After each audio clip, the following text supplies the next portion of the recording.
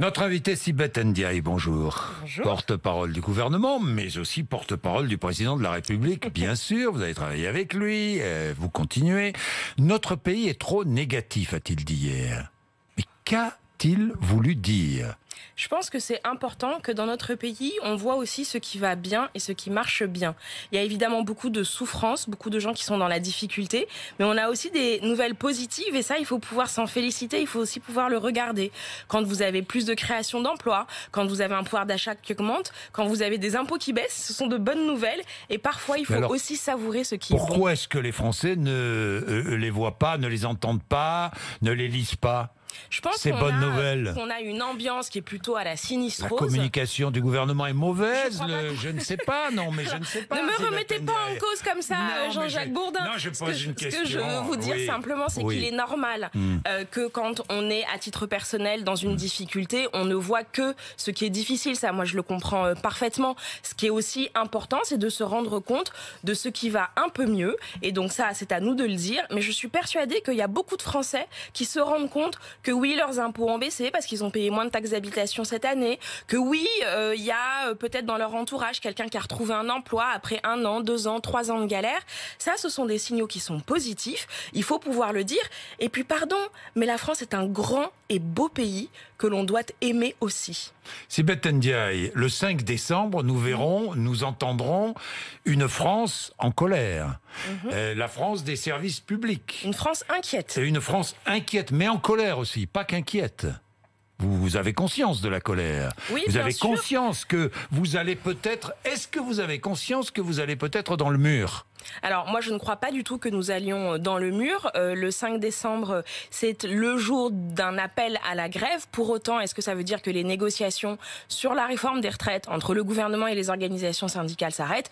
Pas du tout. Pour moi le 5 décembre c'est une étape dans un moment où nous sommes en train de discuter et nous avons des centaines de réunions avec les organisations syndicales, avec des organisations professionnelles pour trouver des compromis sur cette réforme qui est nécessaire. Oui, mais Sibeth Ndiaye, ça fait des semaines, des mois que j'entends ça, concertation. Mais moi, je vois le 5 décembre arriver, les Français aussi. Mais ils attendez, savent que le 5 décembre, ils vont être confrontés à quoi ? Ils vont être confrontés à des problèmes à la SNCF, à la RATP, pour se déplacer, avec des transporteurs routiers qui sont en colère, et tant de professions, et notamment du service public en colère, qui seront dans la rue, qui vont se mobiliser. Je comprends parfaitement deux situations. La première, c'est que quand on s'apprête à faire une réforme de cette ampleur qui va à ce point bouleverser le régime que les gens connaissent jusqu'à maintenant pour le rendre plus juste, il y a des inquiétudes qui s'expriment. C'est normal que ces inquiétudes s'expriment et moi je comprends à la SNCF, à la RATP que des gens qui sont rentrés dans l'entreprise en se disant ça va être comme ci ou comme ça, quand on dit on va changer les choses, se posent des questions. C'est pour ça qu'on négocie avec leurs organisations syndicales et dans le même temps, je comprends aussi les Français qui sont inquiets des blocages, qui se posent la question de comment ils vont pouvoir travailler. Je pense à ceux qui sont commerçants, qui vont peut-être voir des chiffres d'affaires diminuer à l'approche des fêtes de fin d'année. Je pense qu'il faut comprendre toutes ces difficultés-là. C'est irresponsable une grande grève comme ça, le 5 décembre. Je jette pas l'anathème aux organisations syndicales. Elles sont dans leur rôle. Vous seriez syndiqué à la SNCF, vous seriez en grève mardi. Le 5 décembre. J'aurais évidemment des inquiétudes. Mais la question qui se pose dans notre démocratie, j'aurais des inquiétudes en tant qu'individu parce que je me dirais, mais au fond, à quelle sauce le gouvernement veut me manger ? Oui, j'aurais une pension plus basse quand je partirai à la retraite. Mais qu'est-ce que c'est que la démocratie sociale ? Je devrais travailler plus longtemps. La démocratie sociale, c'est de se mettre autour d'une table, d'un côté le gouvernement, de l'autre côté les syndicats, et de discuter ensemble. Moi, ce que je reproche à certaines organisations syndicales, c'est de même pas s'asseoir à la table des discussions. Comment voulez-vous qu'on trouve dans notre pays des compromis si on ne discute pas ? Oui, il y aura une réforme des retraites, et oui, on peut faire des compromis là-dessus. Il y aura une réforme des retraites. Bien sûr. Ça, c'est certain. C'est indispensable. Il y aura qu'on a un une envie de changement le faire majeur. parce que c'est marrant. On a il faut qu'on fasse cette réforme des retraites, parce que le système, aujourd'hui, est cul par-dessus tête. Quand vous avez une femme sur 5 dans le système aujourd'hui, qui est obligée de bosser jusqu'à 67 ans, parce qu'elle a eu pas assez d'argent gagné au cours de sa carrière pour pouvoir se payer une retraite complète avant 67 ans, c'est pas normal, Jean-Jacques Bourdin. Donc on a des situations comme ça, on pourrait le répéter à l'envi. Quand, suivant que vous êtes dans la fonction publique ou salarié du privé, vous n'avez pas le même nombre de trimestres accordés du fait de votre grossesse, c'est pas normal. Donc on veut rétablir de la justice et de l'équité dans le système. Donc il y aura une réforme des retraites qui sera votée avant l'été 2020. Tout à fait. Bien. Système par points, on est bien d'accord. Et par répartition. Par répartition universelle. Universelle. On est bien d'accord. Mais quand connaîtrons-nous exactement la réforme des retraites que vous voulez mettre en place? Parce que je ne la connais pas.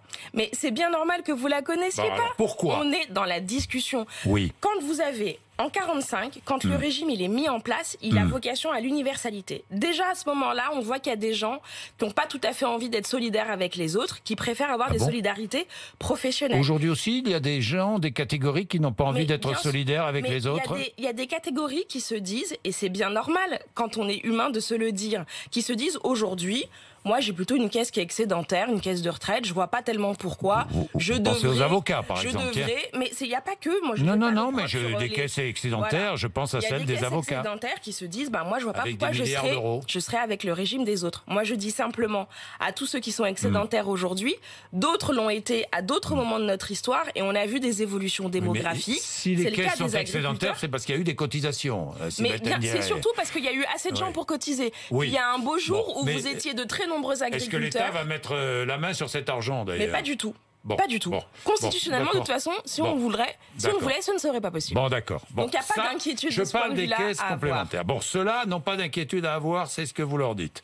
Bon, et que dites-vous à ceux qui seront d'ailleurs le 5 décembre mobilisés, et qui ont des régimes, je ne vais même pas employer le régime spécial, je vais parler de régime particulier. Prenons le cas de la SNCF. La SNCF. Est-ce que les cheminots sous contrat garderont leur régime particulier? Oui ou non? Aujourd'hui, nous avons une négociation qui doit nous permettre de déterminer comment on va opérer une transition. Donc cette négociation, comme elle n'a pas encore abouti, je ne peux pas vous dire ce qu'il en sera. Ndiaye, il y a des cheminots sous contrat et il y a des cheminots qui ne sont pas sous contrat. Qui sont sous statut. Sous statut. Tout à fait. Sous statut, ça veut dire sous contrat, avec l'État. Oui. Alors, oui, bon, pardon. Employons les bons termes. Bon, mais sous statut, d'accord. Qui ont le statut cheminot, et lorsqu'ils ont signé ce contrat, on leur a dit, bien, vous avez un régime particulier de retraite. Est-ce que cela risque de perdre une partie ou la totalité de leur régime particulier de retraite? Oui ou non? C'est ce dont nous discutons actuellement. C'est pas la même chose quand vous êtes mais alors, quelle est la position du gouvernement? Mais la position puisque vous discutez, vous avez une position du gouvernement est de dire que tout est sur la table. Et donc, on discute. Si vous voulez pouvoir mener une négociation syndicale, et moi j'en ai mené quelques-unes... Vous pourriez remettre en cause ce statut particulier de retraite. Mais écoutez, aujourd'hui, déjà, à la SNCF, nous avons éteint le statut. C'est-à-dire que nous avons décidé au cours de la réforme précédente, pour permettre à l'entreprise de s'adapter, nous avons d'ores et déjà décidé que tous ceux qui, à partir de l'année prochaine, seraient embauchés à la SNCF, ne le seraient plus au statut. Donc il y a déjà une transformation. Eux n'auront pas ce régime particulier de retraite. Il y a une transformation importante. Mais moi, aujourd'hui, je ne sais pas expliquer les yeux dans les yeux, Jean-Jacques Bourdin, à un Français, pourquoi quand vous êtes conducteur de bus ou tramway à Paris et quand vous êtes conducteur de bus ou de tramway à Lyon, vous n'avez pas le même statut, vous n'avez pas la même retraite et vous n'avez pas le même déroulé de carrière. Je ne sais pas le dire. Mais je comprends. Donc à un moment donné, il faut bien qu'on trouve un compromis pour ramener plus d'équité dans le système. Et c'est ce dont on discute aujourd'hui. On est bien d'accord, j'ai bien compris l'objet de la discussion, ça veut dire que ceux qui sont sous statut aujourd'hui, qui ont ce régime particulier, que ce soit à la RATP ou la SNCF verront ce statut remis en question. Mais je pense qu'il faut regarder... Alors d'une manière ou d'une autre. Je pense qu'il faut regarder il faut être clair.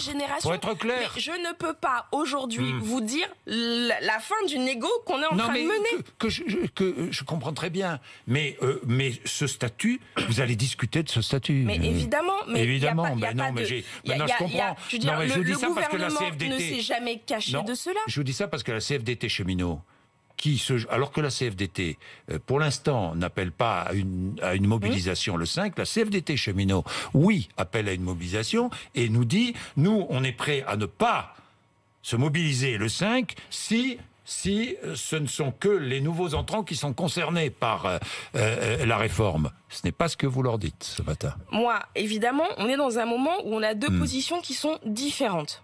Ces deux positions différentes, nous voulons, à partir de ces deux positions, bâtir un compromis social.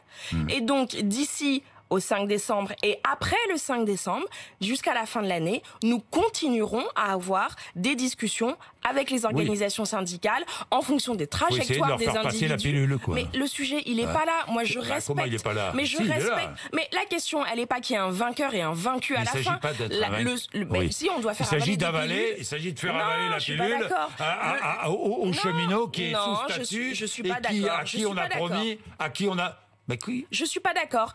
Il s'agit pas. C'est pour ça que je vous dis, il n'y a pas des vainqueurs et des vaincus. Il n'y a pas des gens à qui qu'on doit taper pour leur faire avaler quelque chose. Il y a une discussion à avoir. Il y a un compromis à bâtir, et c'est ce qu'on essaye de faire avec la CFDT comme avec d'autres organisations syndicales. Et moi, je me félicite du fait.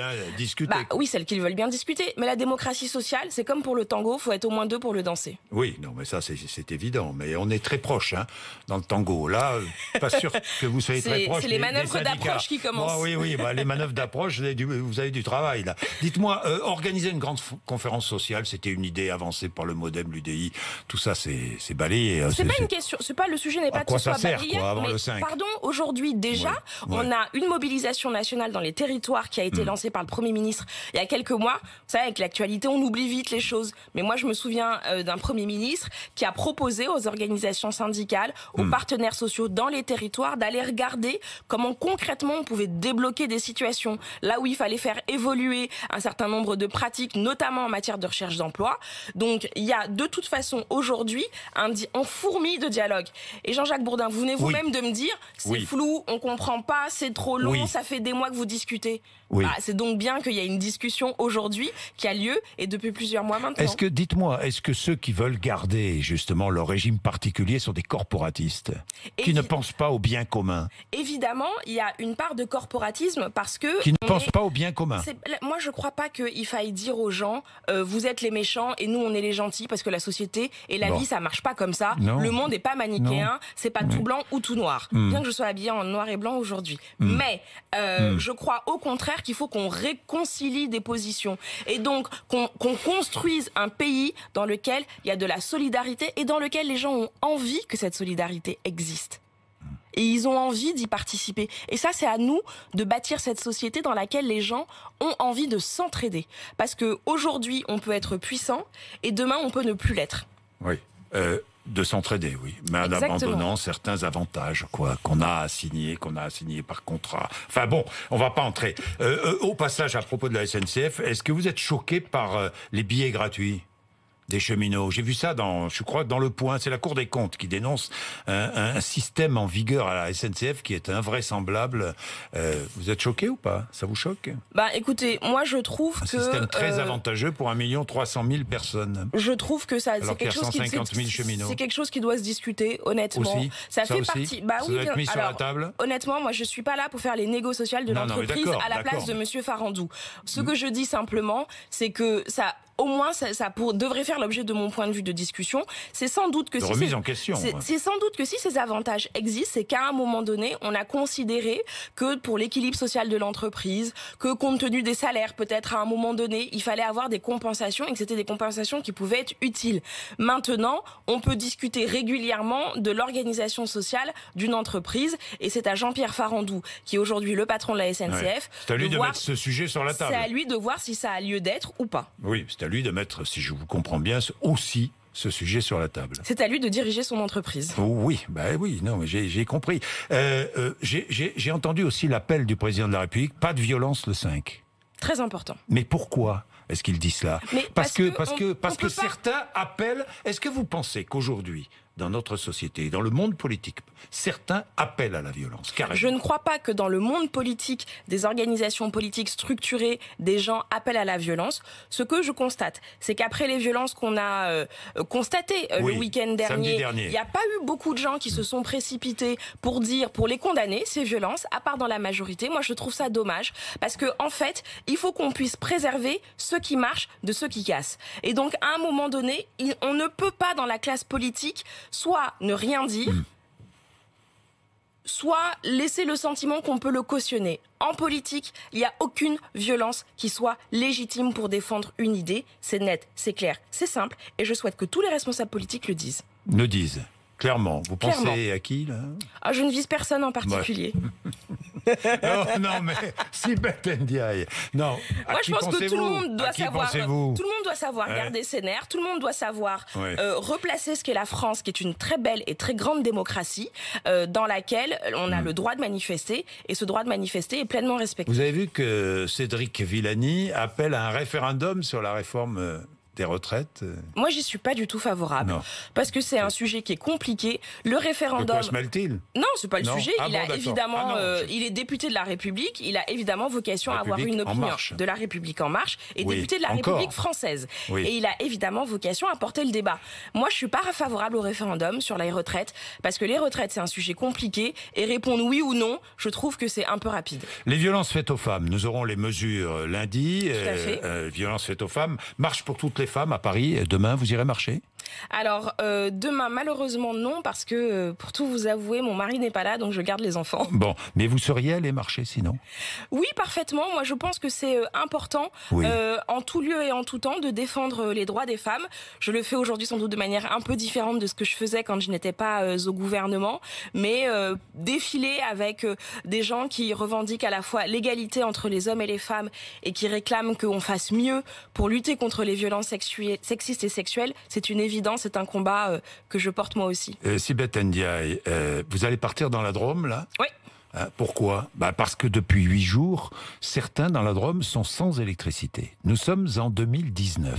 Est-il acceptable que dans notre pays, parce qu'il est tombé de la neige, pas qu'un peu, d'une neige lourde, mais tout de même, des habitants, des citoyens, des concitoyens soient privés d'électricité pendant une semaine? Moi, je comprends qu'il y ait une exaspération qui est parfaitement légitime.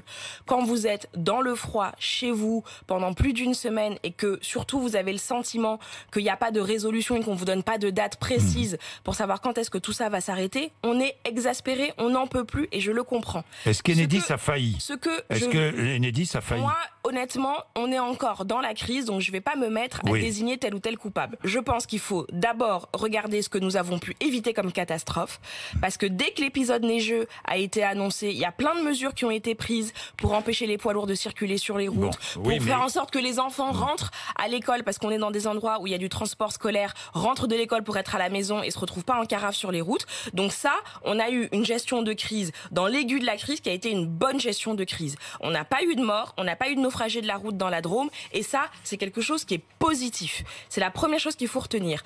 On fera un retour d'expérience, Elisabeth Borne l'a demandé, pour examiner précisément est-ce qu'il y a des choses qui ont failli, mais moi je veux aussi saluer la mobilisation des gendarmes, des policiers, des agents d'Enedis. Il y aura des indemnisations ou pas?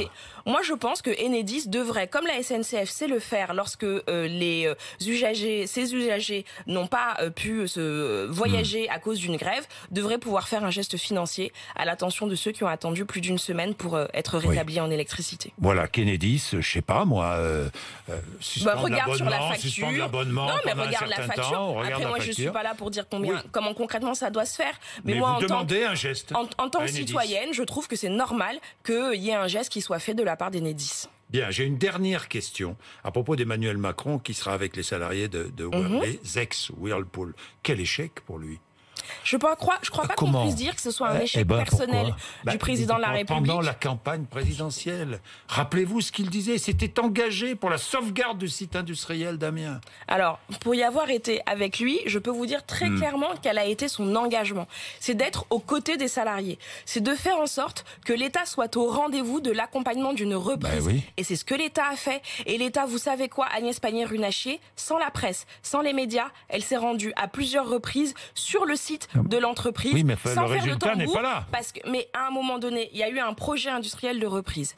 Ce projet n'a pas fonctionné. Ça a été un échec. Il y a de l'argent public qui a été dépensé. D'ailleurs, nous avons demandé une enquête. Nous avons demandé une enquête pour vérifier. En gros, à peu près 98% des dépenses qui ont été faites, ça a été pour les salaires, pour investir sur l'outil productif. Très bien. Il y a 180 000 euros sur lesquels nous, on estime qu'il y a matière à regarder plus en avant. Donc, on a demandé à ce qu'une enquête ait lieu. Cette enquête aura lieu. Et donc, ça, c'est ce qui est de la situation de l'argent public. Moi, je crois que le rôle de l'État, c'est de faire en sorte que deux choses se passent. Que quand il y a un outil productif qu'on peut sauver, on accompagne son sauvetage. Que s'il y a des repreneurs qui sont là, qui ont un projet sérieux, on puisse les accompagner pour que ça fonctionne. Mais ça n'est pas l'État qui dirige l'entreprise du repreneur. Ça n'est pas l'État qui s'assure que le business plan, il est respecté. Ça n'est pas son rôle. C'est le rôle de l'entreprise ou de la personne. C'est l'État qui s'assure que la proposition, le business plan, sera viable. Et que l'entreprise crée... Parce que l'État a versé de l'argent. Mais bien sûr. Donc, et l'entreprise n'a pas été viable, on l'a constaté rapidement. Vous pouvez avoir un bon business plan et vous pouvez avoir des managers dans l'entreprise qui ne font pas, qui sont pas forcément à la hauteur. Et malheureusement, c'est ce qu'on a constaté. Après, moi, je crois qu'il est important qu'on soit là pour accompagner les individus. Aujourd'hui, on mobilise 4 conseillers de Pôle emploi à plein temps pour accompagner les personnes qui sont dans la difficulté. Il y a 99 personnes aujourd'hui qui sont en recherche d'emploi sur ce site-là. Donc on les accompagne, on est très mobilisés. On a déjà eu des éléments positifs puisqu'il y a eu des reclassements qui ont pu être réalisés d'ores et déjà. C'est des gens qui ont un savoir-faire en or dans les mains et on ne va pas les lâcher, on ne va pas les abandonner. Bien, merci Sibeth Ndiaye. 8h55, RMC et BFM TV.